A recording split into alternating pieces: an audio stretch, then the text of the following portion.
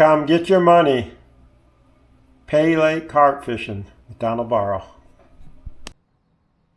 What's in the bucket? Bean is what's in the bucket. We're going fishing. It's Labor Day weekend in North Carolina is booming. I live in the Piedmont, North Carolina, and just about every lake has something going on. Riverside, Carlton's,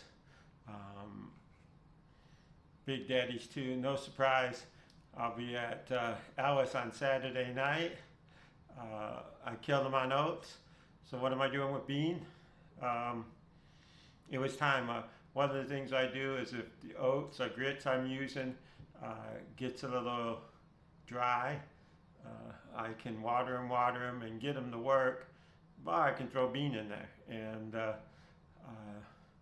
last week I missed, I didn't miss, I hooked a large buffalo that just went straight into the rocks, a rock pile that I fish around, and the setup did not come out. He jumped right over, right when I hit him, and there's nothing I could do. I don't blame myself for that one. I blame myself a lot of times, but this bean, this is the bean recipe. It's my most popular recipe for good reason. Braden Ray gave it to me. He's out of Georgia. He's a Buffalo guy. It's made with beer, oats, soybean, and grits, quick grits, and regular grits. I guess they're called instant grits, and beer, 48 ounces of beer. And I use Ice House for the high alcohol content. Couldn't be happier. I can usually a couple hours this could be ready if you set it out in the sun and dry it on it. Overnight it's beautiful. And probably the best thing about this is I can bag it and it won't get real gamey. Lack of words, it's fermenting with the alcohol, and you can set this out in the sun and you will draw every bug on the lake or pond when you fish with it. And you park it away, the bucket, you move it away from the truck, and then you grab little bits out and pack it. But it works. It works fresh and it works fermented, and it lasts. I don't know what the limit is, but I know I've had it for months, 2 months, and it's been fine. It's never lasted longer than 2 months because basically this is a base for everything. It breaks right now in about 2 minutes, and it's a good thing. If, like I said, if I get my oats dry out, they go in here. Grits dry out, they go in here. Chow, if it gets tough to pack, and I use the egg white recipe sometimes, it goes in here. And syrup chow, all of a sudden it gets hard and you're tired of fooling with it, it goes in here. What I generally do is I say it goes in here. What I do is take a bucket and take a big scoop out of this, and then I mix it with whatever I'm mixing with. That way I'm not messing with my pure bean, which also works great. That's the plan. If you're not fishing this weekend, bummer, because the weather in North Carolina is going to be tremendous. I know guys are coming down the creek side. They're at Big Daddy too, and coming from a lot of places, Pennsylvania, from Indiana, you name it. And welcome anybody. I'm at Alice. It's a low-dough affair. They're starting 2 hours early, so their program's 4 to midnight, and the weather's perfect for that. And the carp, that Alice is a real good daytime lake, and so we'll catch them right when the buzzer rings, up until it gets dark, and then there's a little transition. it's not Dead Sea. It's just slower, and then it picks up as it, later into the evening. So they can pull. They pulling for me all night the last 2 Saturdays. It's a good fishing time when my partner who has the scooter had to order new. It's already. I got to put it away. Have to get new batteries, warm out, and whenever you wear out your batteries, hauling fish, it's good fishing. Going to use all new hooks, and I know that because every week I say I'm going to do it, and I've been using real good hooks, better than I've used in the last couple of years, and it pained me to cut them off. And I didn't cut them all off, but I made up 6 setups. I fished 5 rods, 6 setups with double hooks, 6 setups with single hooks. I have plenty of extra hooks so I can make a setup. But I like to make my setups in advance and have them ready.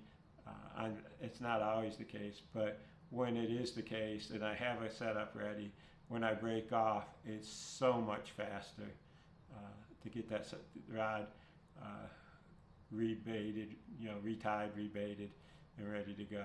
If you got to sit there and loop the knots on the spreader, triple swivel spreader, it's just extra time, and it's usually dark, and so it's Friday night, and Saturday we're going to rock and roll, and I hope everybody can get out. If you are around, usually I pop around. I'm not sure if I'll go by Big Daddy's or not. We're starting early, so there'll be nobody around there. So probably no. But if you come around Dallas, we're starting early. If you're fishing Big Daddy's or Carlton's, we'll be hanging out early. You can check out the lake. It's just around the corner for both places. And I'm not trying to steer you away from either one of those ponds. They're great owners, Chris and Scotty, and but Alice is affordable. I got to say, I love the fact that getting out at midnight sure beats getting out at 2 in the morning. I don't mind the fishing part, 2 in the morning, and I still want to go. It's I've got a short drive. I've got a 25-minute drive, so it's nothing. So I'm not complaining about that. But at 2 o'clock in the morning,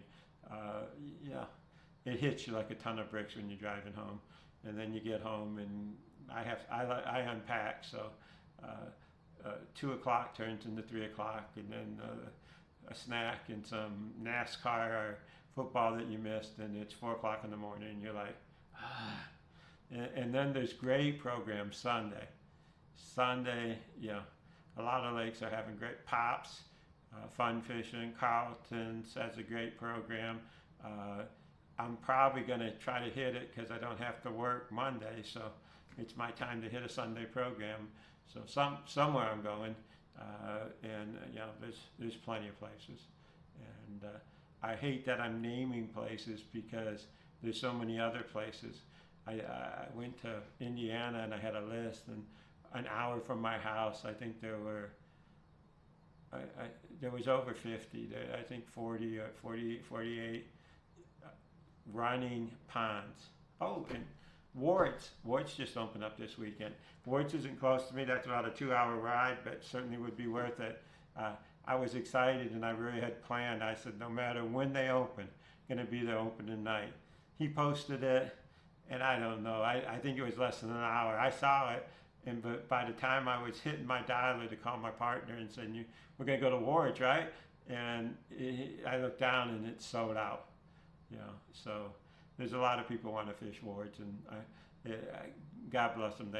They've been down just about a year, and to come back, a lot of people said that's never going to come back. And I know I talked to Jeff, and he put a ton of fish in there. So those guys who are fishing Wards this weekend, gosh, I'm jealous of that. That is cool. Again, Creekside has something good.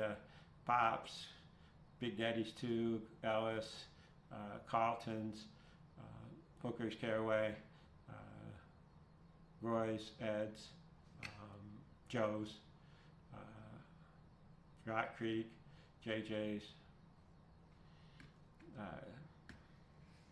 you name it, you know, B&B. There's just a ton of little places, big places. Get out there, get out there. It's colder than usual, which is wonderful. If this continues, last year was warmer than usual, and we fished into December comfortably in the daytime. So I'm hoping colder than usual right now. I'm taking advantage of it. It's beautiful that we don't get real cold in the fall. Plenty of guys still fishing with my buddy LT, who's back to catching 20s everywhere he goes, and that guy will fish every day regardless of the weather. And I wish I was that hardcore. And I'll fish, but it's tough when it's 40s and 30s and you're out there. It's tough. So enjoy it now. Come on down it's your time to come down to North Carolina. I think after Labor Day this weekend, hotel rooms get cheaper, you know, and who has time for hotel rooms? Go to the lake and fish, you know. That's what you know. Drive safe, enjoy the weekend, be safe. Thank you for watching these videos, and like and subscribe and all that stuff. But really, I just appreciate people saying hi, asking questions, and some guy asked me if it's okay to come out and fish with him, and I said, buddy, you're about the third person this year, and every one of them I've enjoyed. I believe they have a good time, and you know, I got 8 hours of fishing. You know, would I let you wind in a fish? Of course I would. We lined in 30 of them or 20 of them last week. You know, but help you out, absolutely. More people at the lake, the better. So I hope other guys are like that. You know, there's no favor. That's the biggest secret. That's not going to win you the fishing tournament because you gave a guy the flavor that's hot. You know, you know what's hot? Strawberry's hot. You know, fish for strawberry flavor. I fish for Wicked. Other brands work too, but Wicked. I fish for Wicked. Come on, Don, don't say that right. Wicked, and their stuff, their strawberry. I'm fishing strawberry pie, and I killed them. Absolutely killed them. And my favorite is Sinful Strawberry. But honestly, if I get a bottle of it, which I'm going to get a bottle of it tonight or tomorrow, I'm just going to use it for dip. I love it. It's hard to get, and it's great for dip. It's hell on the fingers. You wear it, but I don't care. Strawberry's hot in the Piedmont. You know, like I've always, that comes with a warning. You know, 5 miles away from where I'm fishing, it could be butternut or grape. If you stick to those three, butternut, banana nut, and butternut, grape, and strawberry, you're not going to go wrong. I used Blue Fire the other night, and I'll be using it again. It's a cinnamon base. That's fine too. But if you're new, and you don't go to the lake, and you don't have the hot track on, you know, the secret flavor that's killing them all, just throw strawberry. I brought a secret flavor down to Curry's last week, and I'll tell you, the secret flavor was orange. Well, it's called Crush, Wicked Crush. I don't think you can buy it. I know that there are some guys trying to get the local feed shack to carry it. I hope Ryan could fill it, and hope to get that order in, because I crushed them with it. Absolutely crushed them. I mixed in white zombie. I don't know why. I was thinking Ghost, which was hot, that I'd mix that in. I didn't have Ghost, I had white zombie. And before I even thought about it, I said, might do good. It's got some grape backing to it. So I threw that in there with the orange crush, and you couldn't keep the rods in the water. I used strawberry and butternut last week, and it was as good as it gets where I was fishing. Now both times we were using oats, but I can say other people were using oats and they weren't catching like us. Truth be known, though, I was also dipping in sinful strawberry. I'm sure that has a lot of effect. But though that combination was hot, you can't beat it. Mix in bean whenever there's bus, whatever you're using. Throw some bean in there. There's theories that a buddy of mine that we're learning from when we started. He was big in winning everything, and he was big on. He would throw.